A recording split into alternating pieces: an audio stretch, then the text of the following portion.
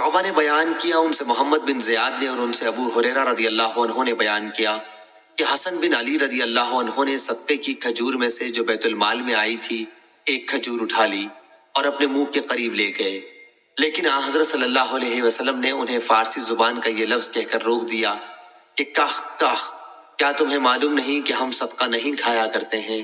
صحیح بخاری حدیث نمبر 3072۔ ابو ذرا نے بیان کیا، کہا کہ مجھ سے ابو ہریرہ رضی اللہ عنہ نے بیان کیا کہ نبی کریم صلی اللہ علیہ وسلم نے ہمیں خطاب فرمایا اور غلول خیانت کا ذکر فرمایا، اس جرم کی ہولناکی کو واضح کرتے ہوئے فرمایا کہ میں تم میں سے کسی کو بھی قیامت کے دن اس حالت میں نہ پاؤں کہ اس کی گردن پر بکری لدی ہوئی ہو اور وہ چلا رہی ہو، یا اس کی گردن پر گھوڑا لدا ہوا ہو اور وہ چلا رہا ہو، اور وہ شخص مجھ سے کہے کہ یا رسول اللہ میری مدد فرمائیے، لیکن میں یہ جواب دے دوں کہ میں تمہاری کوئی مدد نہیں کر سکتا، میں تو خدا کا پیغام تم تک پہنچا چکا تھا، اور اس کی گردن پر اونٹ لدا ہوا ہو اور چلا رہا ہو، اور وہ شخص کہے کہ یا رسول اللہ میری مدد فرمائیے، لیکن میں یہ جواب دے دوں کہ میں تمہاری کوئی مدد نہیں کر سکتا، میں تو خدا کا پیغام تمہیں پہنچا چکا تھا، یا وہ اس حال میں آئے کہ وہ اپنی گردن پر سونا چاندی اسباب لادے ہوئے ہو اور مجھ سے کہے یا رسول اللہ میری مدد فرمائیے، لیکن میں اس سے یہ کہہ دوں کہ میں تمہاری کوئی مدد نہیں کر سکتا، میں اللہ تعالیٰ کا پیغام تمہیں پہنچا چکا تھا، یا اس کی گردن پر کپڑے کے ٹکڑے ہوں اسے حرکت کر رہے ہوں اور وہ کہے کہ یا رسول اللہ میری مدد کیجیے، اور میں کہہ دوں کہ میں تمہاری کوئی مدد نہیں کر سکتا، میں تو خدا کا پیغام پہلے ہی پہنچا چکا تھا۔ اور ایوب سختیانی نے بھی ابو حیان سے روایت کیا ہے، گھوڑا لادے دیکھوں جو ہنہنا رہا ہو، صحیح بخاری حدیث نمبر 3073۔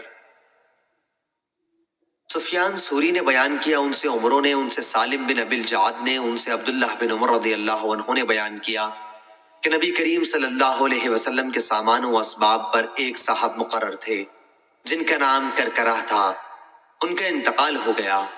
حضرت صلی اللہ علیہ وسلم نے فرمایا کہ وہ تو جہنم میں گیا۔ پھر صحابہ انہیں دیکھنے گئے تو ایک عبا جسے خیانت کر کے انہوں نے چھپا لیا تھا ان کے یہاں ملی۔ ابو عبداللہ امام بخاری نے کہا کہ محمد بن سلام نے ابن عینہ سے نقل کیا اور کہا کہ لفظ کرکرہ بفتح کاف ہے اور اسی طرح منقول ہے، صحیح بخاری حدیث نمبر 3074۔ رافع بن خدیج رضی اللہ عنہ نے بیان کیا کہ مقام ذوالحلیفہ میں ہم نے نبی کریم صلی اللہ علیہ وسلم کے ساتھ پڑاؤ کیا، لوگ بھوکے تھے، ادھر غنیمت میں ہمیں اونٹ اور بکریاں ملی تھیں۔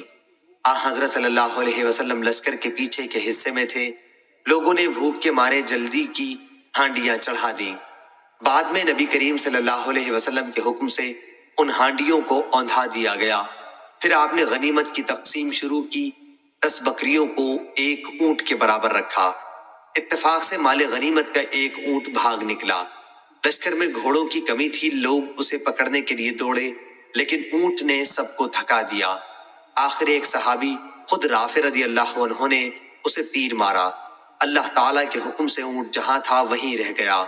اس پر حضرت صلی اللہ علیہ وسلم نے فرمایا کہ ان پالتو جانوروں میں بھی جنگلی جانوروں کی طرح بعض دفعہ وحشت ہو جاتی ہے، اس لیے اگر ان میں سے کوئی قابو میں نہ آئے تو اس کے ساتھ ایسا ہی کرو۔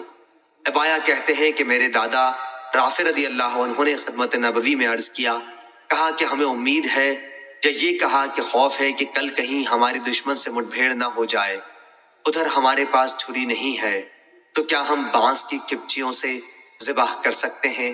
آپ صلی اللہ علیہ وسلم نے فرمایا کہ جو چیز خون بہا دے اور ذبح کرتے وقت اس پر اللہ تعالیٰ کا نام بھی لیا گیا ہو تو اس کا گوشت کھانا حلال ہے، البتہ وہ چیز جس سے ذبح کیا گیا ہو دانت اور ناخن نہ ہونا چاہیے۔ تمہارے سامنے میں اس کی وجہ بھی بیان کرتا ہوں، دانت تو اس لیے نہیں کہ وہ ہڈی ہے، اور ناخن اس لیے نہیں کہ وہ حبشیوں کی چھری ہے، صحیح بخاری حدیث نمبر 3075۔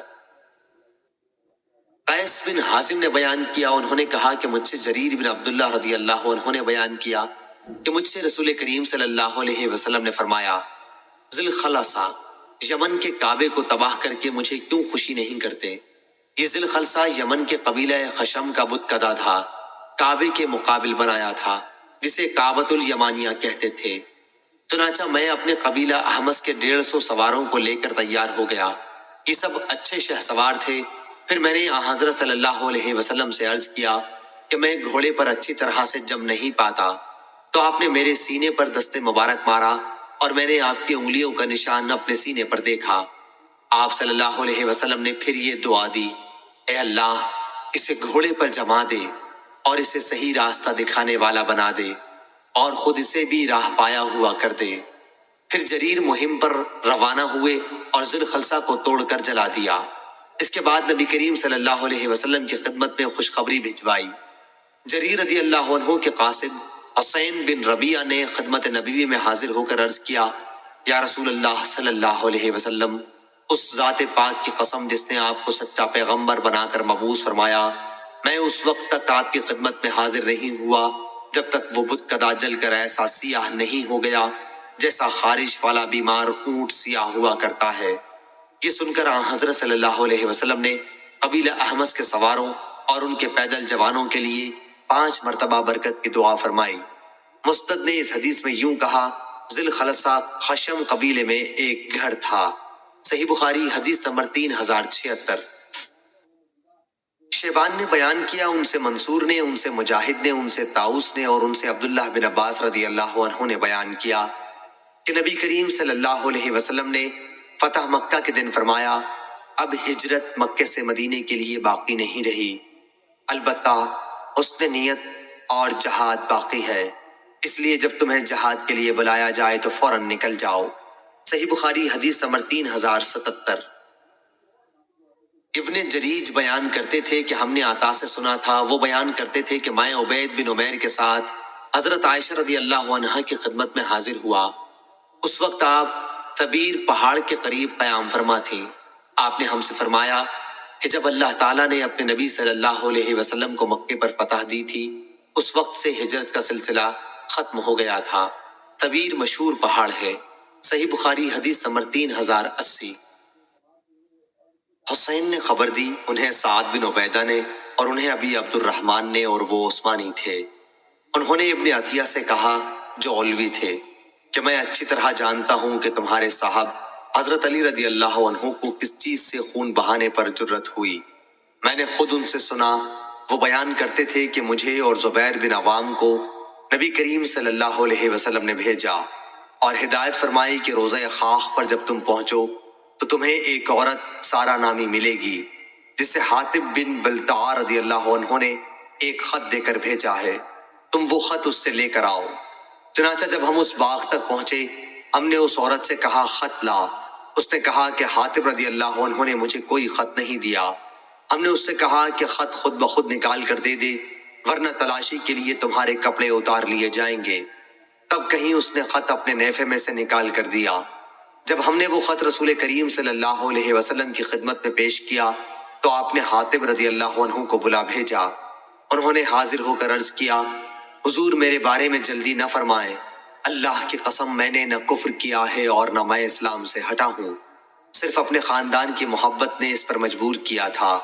आप सल्लल्लाहु अलैहि वसल्लम के असहाब मुहाजिरीन में कोई शख्स ऐसा नहीं जिसके रिश्तेदार वगैरह मक्के में न हो, जिनके जरिए अल्लाह ताला उनके खानदान वालों और उनकी जायदाद की हिमायत न कराता हो, लेकिन मेरा वहां कोई भी आदमी नहीं, इसलिए मैंने चाहा कि इन मक्के वालों पर एक एहसान कर दूं।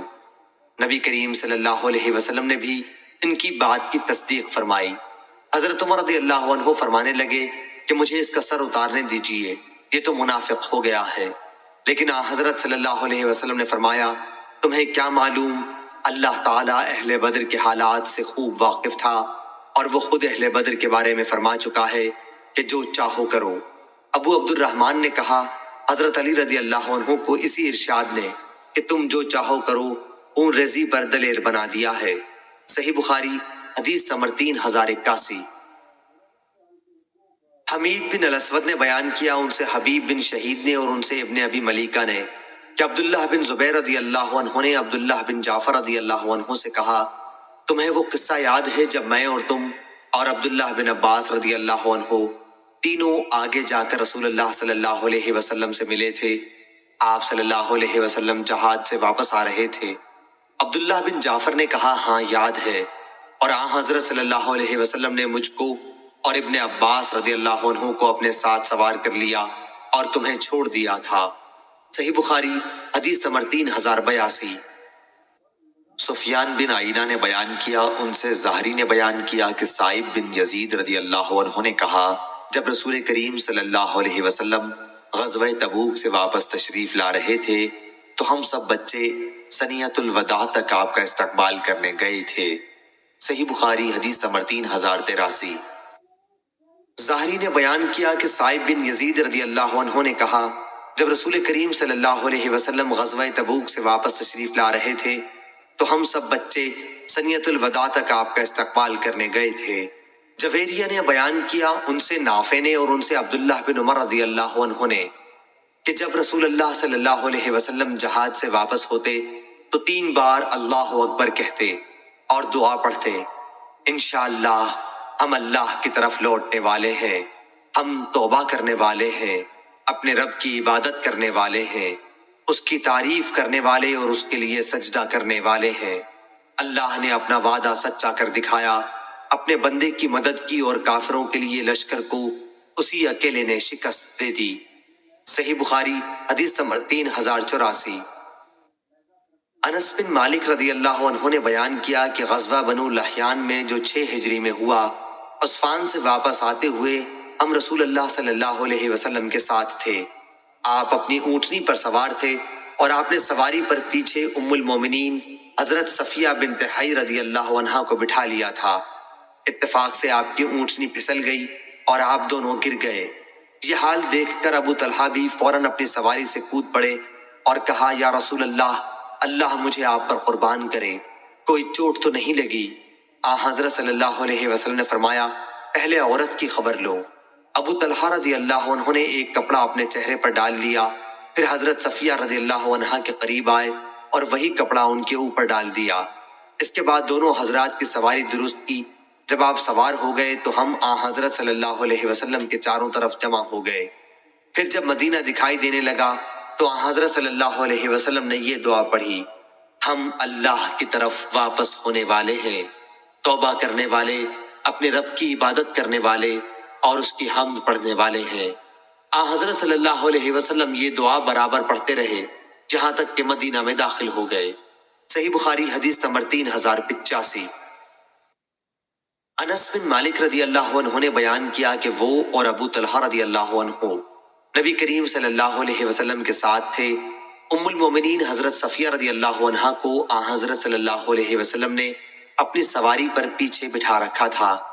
راستے میں اتفاق سے آپ کی اونٹنی پھسل گئی اور حضرت صلی اللہ علیہ وسلم گر گئے اور ام المومنین بھی گر گئیں۔ ابو طلحہ رضی اللہ عنہ نے یوں کہا کہ میں سمجھتا ہوں انہوں نے بھی اپنے آپ کو اونٹ سے گرا دیا، اور حضرت صلی اللہ علیہ وسلم کے قریب پہنچ کر عرض کیا، اے اللہ کے رسول، اللہ مجھے آپ پر قربان کرے، کوئی چوٹ تو حضور کو نہیں آئی؟ آپ نے فرمایا کہ نہیں، لیکن تم عورت کی خبر لو۔ چنانچہ انہوں نے ایک کپڑا اپنے چہرے پر ڈال لیا، پھر ام المومنین کی طرف بڑھے اور وہی کپڑا ان پر ڈال دیا۔ اب ام المومنین کھڑی ہو گئیں۔ پھر ابو طلحہ رضی اللہ عنہ نے آپ دونوں کے لیے اونٹنی کو مضبوط کیا تو آپ سوار ہوئے اور سفر شروع کیا۔ جب مدینہ منورہ کے سامنے پہنچ گئے، یا راوی نے یہ کہا کہ جب مدینہ دکھائی دینے لگا تو نبی کریم صلی اللہ علیہ وسلم نے یہ دعا پڑھی، ہم اللہ کی طرف لوٹنے والے ہیں، توبہ کرنے والے، اپنے رب کی عبادت کرنے والے اور اس کی تعریف کرنے والے ہیں۔ آپ صلی اللہ علیہ وسلم یہ دعا پڑھتے رہے یہاں تک کہ مدینہ میں داخل ہو گئے۔ صحیح بخاری حدیث نمبر 3086۔ محارب بن دثار نے بیان کیا، انہوں نے کہا کہ میں نے جابر بن عبداللہ انصاری رضی اللہ عنہ سے سنا، انہوں نے بیان کیا کہ میں نبی کریم صلی اللہ علیہ وسلم کے ساتھ ایک سفر میں تھا۔ جب ہم مدینہ پہنچے تو آپ نے فرمایا کہ پہلے مسجد میں جا اور 2 رکعت نفل نماز پڑھ۔ صحیح بخاری حدیث نمبر 3087۔ ابن جریج نے بیان کیا، ان سے ابن شہاب نے، ان سے عبد الرحمن بن عبداللہ بن کعب نے، ان سے ان کے والد عبداللہ اور چچا عبید اللہ بن کعب نے، اور ان سے کعب رضی اللہ عنہ نے بیان کیا کہ نبی کریم صلی اللہ علیہ وسلم جب دن چڑھے سفر سے واپس ہوتے تو بیٹھنے سے پہلے مسجد میں جا کر 2 رکعت نفل نماز پڑھتے تھے۔ صحیح بخاری حدیث نمبر 3088۔ وکی نے خبر دی، انہیں شعبہ نے، انہیں محارب بن دثار نے اور انہیں جابر بن عبداللہ رضی اللہ عنہ نے کہ نبی کریم صلی اللہ علیہ وسلم جب مدینہ تشریف لائے غزوہ تبوک کے ذات الرقا سے تو اونٹ یا گائے ذبح کی۔ راوی کو شبہ ہے۔ معاذ عنبری نے اپنی روایت میں کچھ زیادتی کے ساتھ کہا، ان سے شعبہ نے بیان کیا، ان سے محارب بن دثار نے، انہوں نے جابر بن عبداللہ رضی اللہ عنہ سے سنا کہ نبی کریم صلی اللہ علیہ وسلم نے مجھ سے اونٹ خریدا تھا 2 اوقیہ اور 1 درہم، یا راوی کو شبہ ہے کہ 2 اوقیہ 2 درہم میں۔ جب آپ مقام سرار پر پہنچے تو آپ نے حکم دیا اور گائے ذبح کی گئی اور لوگوں نے اس کا گوشت کھایا۔ پھر جب آپ مدینہ منورہ پہنچے تو مجھے حکم دیا کہ پہلے مسجد میں جا کر 2 رکعت نماز پڑھوں، اس کے بعد مجھے میرے اونٹ کی قیمت وزن کر کے عنایت فرمائی۔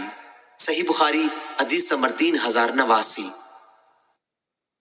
شعبہ نے بیان کیا، ان سے محارب بن دثار نے اور ان سے جابر بن عبداللہ رضی اللہ عنہ نے بیان کیا کہ میں سفر سے واپس مدینہ پہنچا تو آن حضرت صلی اللہ علیہ وسلم نے مجھے حکم دیا کہ مسجد میں جا کر 2 رکعت نفل نماز پڑھوں۔